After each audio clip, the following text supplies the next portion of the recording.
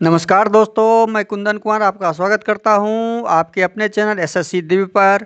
Reasoning में आज top 5 question part 14 लेके आया हूं, जो विभिन्न परीक्षाओं में पूछे गए प्रश्नों के संग्रह हैं, जो सभी प्रीवियस ईयर परीक्षाओं में पूछे गए हैं, जो विभिन्न पीएससी में पूछे गए हैं, एसएससी में पूछे गए हैं, एसएससी सीजीएल में पूछे गए हैं, बैंक पीओ, रेलवे एनटीपीसी में, रेलवे ग्रुप डी में, अन्य पर सरकारी प्रतियोगिता परीक्षाओं में पूछे गए प्रश्नों के संग्रह आसान ट्रिक के द्वारा मैं करवाऊंगा आपको।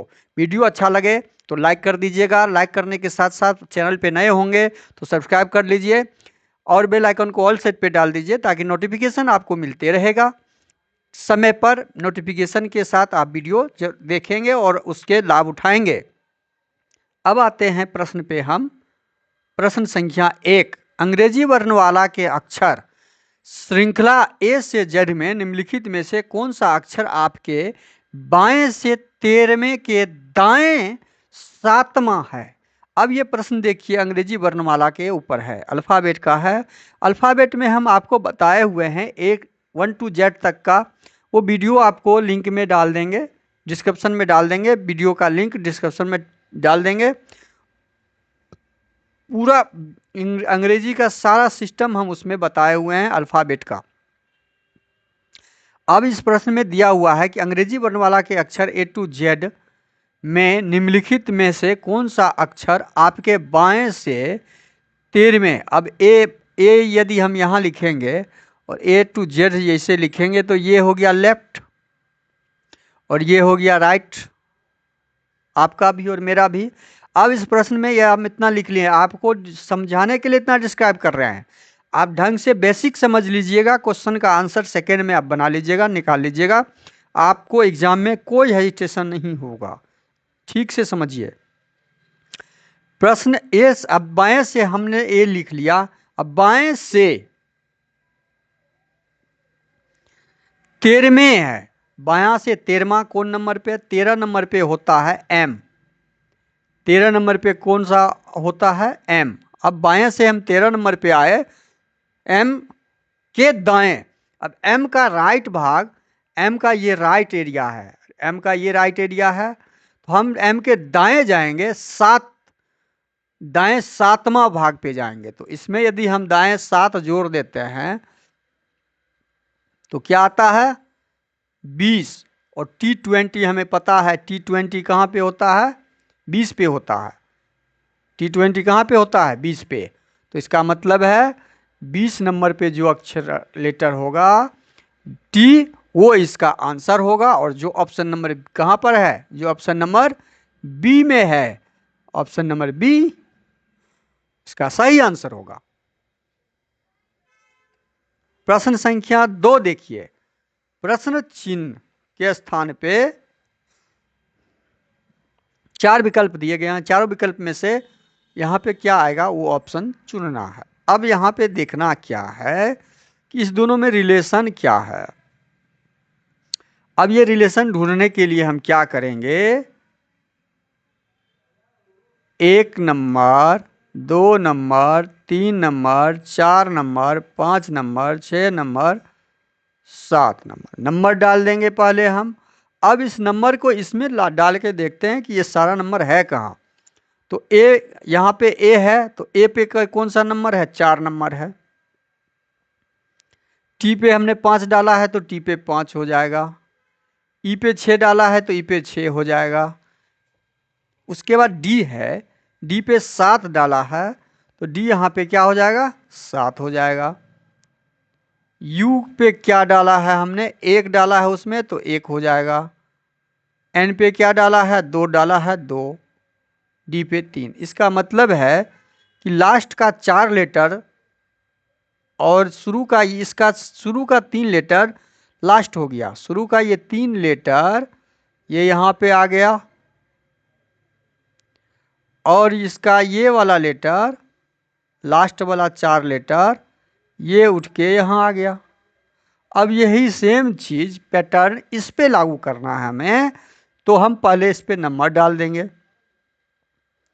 4, 5, 6, 7 नंबर डाल दिए। अब शुरू का 3 लेटर हम पहले गोल करेंगे, ये शुरू का 3 लेटर कहाँ उठ के चला जाएगा? लास्ट में चला जाएगा। COR, ये 3 लेटर लास्ट में चला गया। ये लास्ट का 4 लेटर, ये 4 लेटर शुरू में आ जाएगा। 4 लेटर क्या था? R, E, C और T। मतलब यहाँ पे हो जाएगा R, E, C, T, COR। अब ये ऑप्शन कहाँ पे है? ये ऑप्शन हम देखते हैं RECTCOR, ये ऑप्शन नंबर डी में है। ये ऑप्शन कहाँ पे है? ऑप्शन नंबर डी में है। तो इसका मतलब है ऑप्शन नंबर डी इसका सही आंसर होगा। समझ गए? पहले इस पैटर्न को समझे। शुरू से हम सीरियल नंबर डाल के सेम पैटर्न को हम इससे रिलेटेड किए, वही रिलेशन इसमें भी ढूंढने के बाद पता चला कि ऑप्शन नंबर डी इसका सही आंसर। क्वेश्चन नंबर 3 देखते हैं। क्वेश्चन नंबर 3 क्या है? ये दर्पण जो दिया हुआ है नीचे दिया हुआ है, ये दर्पण नीचे रखा हुआ है। दर्पण में प्रतिबिंब ढूंढना है हमें कि दर्पण का प्रतिबिंब कौन सा बनेगा। अब ये तो दर्पण का प्रतिबिंब ये ऊपर में है, ये पॉइंट जो इसमें लगा हुआ है ये ऊपर में है, तो ये होगा नहीं, क्योंकि ये ऊपर में, ये पॉइंट ये साइड में है। ये पॉइंट ब्लैक वाइट हो गया है, ये तो होगा नहीं। ब्लैक है तो ब्लैक होगा, तो ऑप्शन नंबर ये डी तो एकदम नहीं होगा, साइड में वाइट वाला है। तो ये ऊपर वाला नीचे, नीचे वाला ऊपर हो जाता है जब आईना नीचे में रखा हुआ रहता है। तो ये धरती पे नीचे में रखा हुआ है, तो ऑप्शन नंबर सी इसका सही आंसर होगा। Option number C. Question number 4 देखते हैं। ये बेन आकृति है, डायग्राम है। नीचे के दिए गए प्रश्न में 3 तत्व दिए गए हैं जो आपस में संबंधित हो भी सकते हैं या नहीं भी हो सकते हैं। तत्वों के बीच स्थापित संबंध को दिए गए आकृति से चुनना है। अब कलम, स्टेशनरी और कार, ये 3 शब्द दिए हुए हैं और डायग्राम नीचे दिया हुआ है, बेन आरेख बना हुआ है, इसमें से चुनना है। तो पहले हम बना लेते हैं, डायग्राम कैसे बनेगा वो जान लेते हैं। कलम, स्टेशनरी और कार। कार, ये कार को निरूपित करता है। मान लीजिए ये कार है। कार तो स्टेशनरी नहीं हो सकता है, और ना कार कलम बन सकता है, ना कलम के अंदर जा सकता है। तो कार तो अकेला सिंगल रहेगा। अब यहाँ पे कलम है, ये है कलम। पेन।